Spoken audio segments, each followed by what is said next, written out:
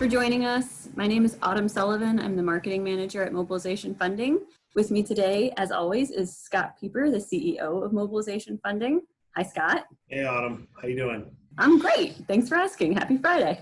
It is. Today is Friday, and we're almost done with today.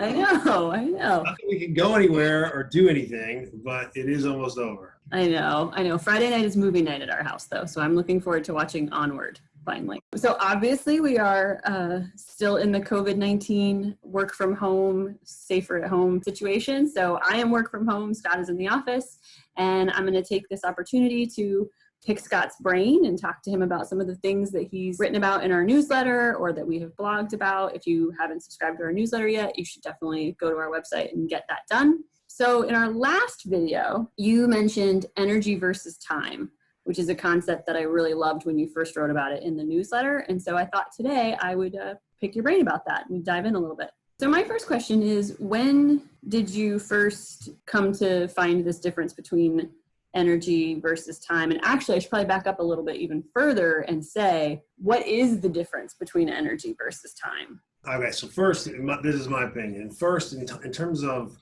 time is it's specific. There's 24 hours in a day, 7 days in a week. You only have so much of it, right? And how you spend it is important. But energy, you have maximum periods of time where you have energy. Just because you have 24 hours in a day doesn't mean you have 24 hours worth of energy. So what you exert your energy to and when you have it, how you manage your energy, how you show up and with what energy you are, and how you can transfer that to other people when you're communicating or talking to them or listening is what develops and ties into a relationship. For example, you can spend 3 or 4 hours with somebody and feel like that was a lot of time, but it wasn't anything. And I didn't feel anything there. Mm-hmm. Or you can meet somebody for the first time, have a really unbelievable, impactful 10-minute conversation, and yet you feel much more of a connection to that individual in a 5 or 10-minute period than you might have for 3 hours spending with somebody on a date, for example, back when you used to date. It's been a long time for both of us, I think. Yeah, but at the end of the day, that's what that difference is. So everybody can relate to that. You've been and met people where you're like, wow, I just feel connected to them. Or even if you saw somebody in a movie, like really talented actors can transfer that energy even to an audience. So the difference between how you give your energy and how you give your time, to me, it's really about energy. How you deliver your energy to someone, where you focus that. You only have so much of it in a given day, and it depletes itself. Your body is conditioned to work more in a sprint format than it is really a endurance race. So you have that energy, you show up, you can deliver it, and then it depletes itself, and you kind of give it a moment to build itself back up, whether that's through your sleeping, through your eating, through your breathing, through just not having stress. All those things can help either deplete or add to your energy. So if you think about the food you eat, can take energy away or they can add to it. If you exercise or not exercise, they can take away energy or they can add to it. Now, actually exercising gives you more energy. It might deplete it in the moment, but it actually will give you more energy. So if you're with your children or you're with somebody at home, it's a lot better to give somebody 100% of your energy and attention for a shorter period of time than it is to just sit with them and give her a longer period of time and be doing something else or half paying attention or not really listening. So I want to hear about where you discovered this, but you mentioned eating and exercise and the different ways you can replenish your energy. And I read this Harvard Business Review article when I was preparing for this call. The author said that there are 4 well springs of energy within us: body, mind, emotions, and spirit, which sounded a little woo-woo for Harvard Business Review, honestly, but it really broke down the science behind that. And so when you said that, I was going to ask you, do you agree that there are different places that generate or sap our energy? And if so, do you utilize those different well springs of energy differently? Like, does your spirit energy, do you use that differently in your day than you do your body energy? Yes. Good yes or no answer. Well, I agree with what you said and read. If your first question, so where did it come from, or where did I get this idea from? You've heard me talk about this experience I had at the Human Performance Institute. I've always heard, paying attention and active listening and all those things, but it was never really broken into an energy or time specific correlation like it was when I went to that Human Performance Institute. And so when I was there, some of those analogies I gave to you, what do your children want? If you're sitting there talking to your child, do they want you to spend time with them, an hour, and just sit there on the floor and pretend and not really play and be there, but you're there. And every time they look at you, you're half paying attention or you're half not. And they're sitting there thinking to yourself like, oh, what is going on here? Or would they rather you sit down for 5 or 10 minutes and you gave them 100% of your focus, 100% of your energy, answered all their questions, played a game with them? Well, the answer is, in the science and stuff they showed us there, was it's really true. They'd rather have 10 or 5 or 2 minutes even of your total energy then, and sit there knowing, like, when I was talking to my mom or my dad, he was listening. Every time I said something, I know he saw me and he heard me, and that energy transfer was there between he and I. Versus if they sat there and every time they asked me a question, I was like, or yeah, or wait a minute, and I'm staring at my phone. Like, all they're hearing is my dad doesn't really want to be with me. And then not only what are they hearing, is they're feeling and hearing, my dad doesn't want to be with me. And then you're programming that into him for even a longer period of time, which makes it even worse. So not only are you doing it because you think you're spending the right amount of time, you get up, I spent an hour with my child. But really all you did was program for that hour.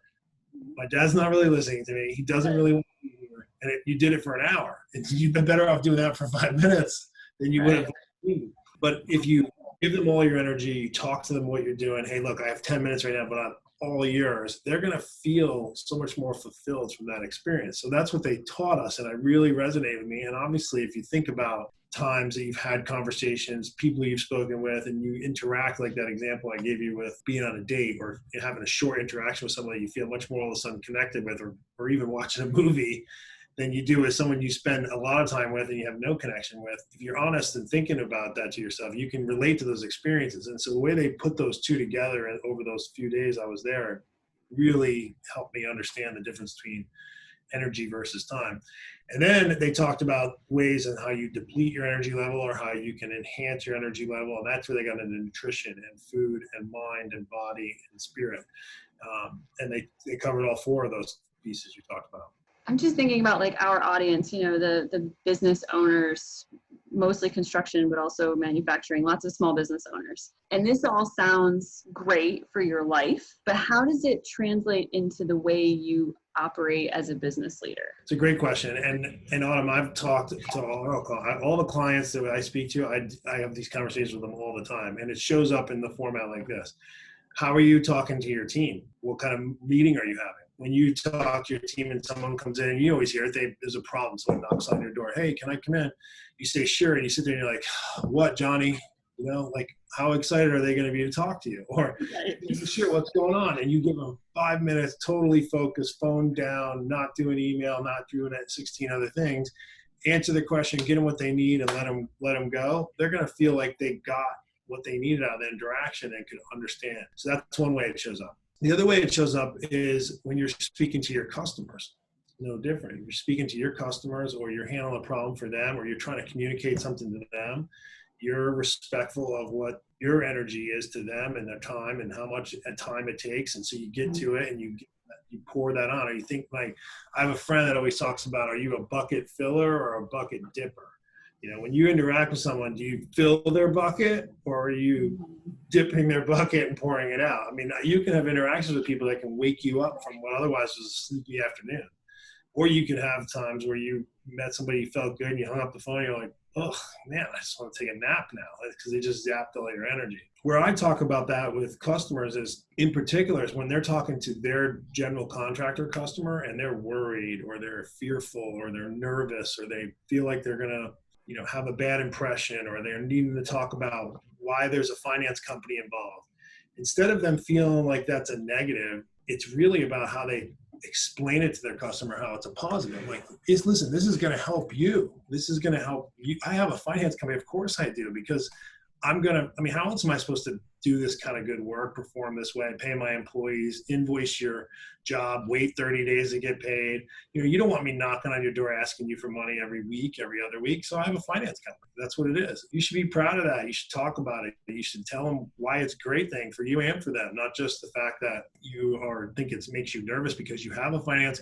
The irony in the fact that everybody finances their business or capitalizes it or has some tool for it. And the fact that in construction, it's viewed as a bad thing from an individual owner's perspective, as a subcontractor in particular, that because you have a finance company, you should hide it and not tell anyone because it's going to make you look bad, is an inherent problem because it's not accurate. It's actually the fact you do have a finance company is an advantage to you. It's a skill to you. It means you are capitalized and effectively able to do that project better and more effectively than others because you do have that kind of capital and money to do it. It's interesting because when I hear you say, be confident, be proud of it, I feel like that comes very naturally to some people. Like you and I have joked before that you can walk into a room and someone will say, hey, can you say a few words? And you'll get right up on stage and you'll say a few words and you'll be fine. Like you're just a born speaker.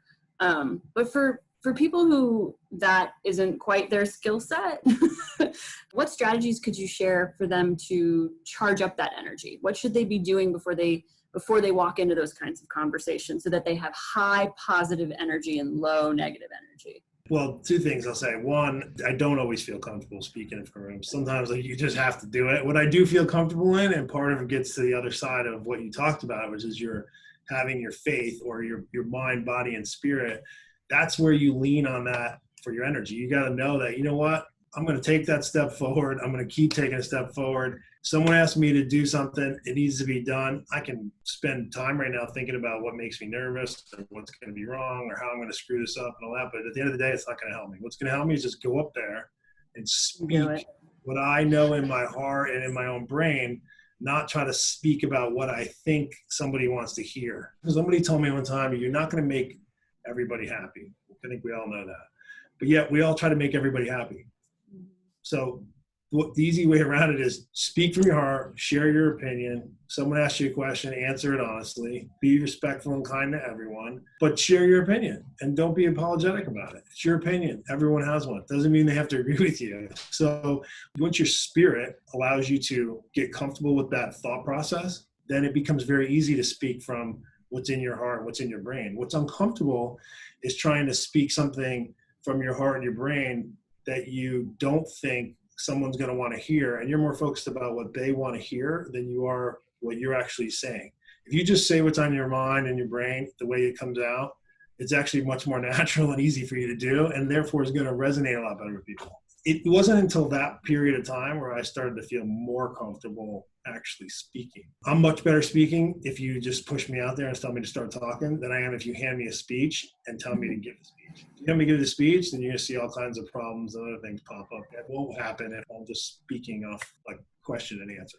It's interesting since I've started working at mobilization funding and have done this switch to energy management versus time management. I have found that I am more productive in my 8-hour day because I don't think about it as an 8-hour day. I think about it as a list of activities that I get to participate in, right? Like blogs are fun, social is fun. These are all things that I like to do, right? That's why I got into marketing. But when I was focused on time, I was always thinking, how much can I get done in these 8 hours? And only these 8 hours, because then I'm going to go home, right? Like it was just this amazing shift to, I get to work. We talk about this all the time about being grateful, right? I get to do these things for these amazing customers versus I have to do these things and I have to get them done in these 8 hours. It's such an interesting dynamic. One thing I think I would add, and you just said it, it's literally switching in your own mind. It's your own mindset. It's not, you're not going to do anything different. You're going to mentally approach your day different, but you're not doing anything different. And what ends up happening is you fulfill yourself better and you feel more happy because you're viewing it in a way that's more manageable and conducive to the way your body works. So your brain and body work together and you're saying to yourself, you know what, I'm going to show up today. I'm going to be grateful for the opportunity I have. I'm doing things I want to do. I'm going to be able to help these people with whatever it is that I'm working on. And I get to do those things. It's not something I have to do. And then what ends up happening is you realize you are doing more things that you want to do and get to do And then you don't do the things you don't want to do or you don't have to do. Now, that sometimes if you don't do the things you don't want to do, it means you might lose your job or you might not be happy or you have a bad boss. And those are the things where you have to evaluate, are you in the right spot? Are you what you want aligned to your company's goals and values that you're there? And those are questions that you have to ask yourself. But if you don't know what you want first, it's going to be hard for you to figure out which corporate culture or company's culture or people you want to surround yourself with. And the biggest takeaway I had from leaving the Performance Institute is once you create your own mission, as they call it, then you really just ask yourself, is what I'm about to do help my mission or hurt my mission? Does associating with this person help my mission or hurt my mission? Does it bring me closer to what I need or farther away? And you quickly realize that if this is a decision tree, a lot of what used to be complex, hard decisions become not hard at all. I agree. I think one thing that I have learned to do from being a part of the mobilization funding family is the vocabulary that I use. Like, I'm very conscious of the words that I use to describe my own mindset, right? Because I know that the words that I put out into the world have an impact on everyone else in the room, but they also have a direct impact on me because they're my thoughts, right? And my thoughts shape my reality. So if I say, I'm so busy, I'm so busy, I'm so busy, like I'm feeding stress into everyone that's in the room, and I'm feeding stress to myself, and I'm thinking about this from a time perspective, as opposed to, I'm here and I've got all these amazing things to do. Like, look at how much we're doing. This is so cool. Think of how much business we're going to generate, how many people we're going to help. It totally changes the everyone sitting around me. Everyone's like, Autumn's always smiling. That's awesome. And I feel happy and better. And acknowledging when I don't feel like that, like, oh, I'm just kind of low energy today, so I'm going to put my headphones on and crank out some reporting. Just being conscious of how I talk to myself has made such a difference in to really live that energy management. Yeah, and the other thing about that is, whatever you're putting out there, you are going to attract to yourself. So if you're in a bad mood and you feel like you're low energy, you're going to suck every bit of low energy around you and then bring some more in. It's only going to drive you down farther. If you switch your energy and think about it in a different light, you're going to bring yourself up. You're going to attract much more things that are in line with how you're thinking and mentally and physically.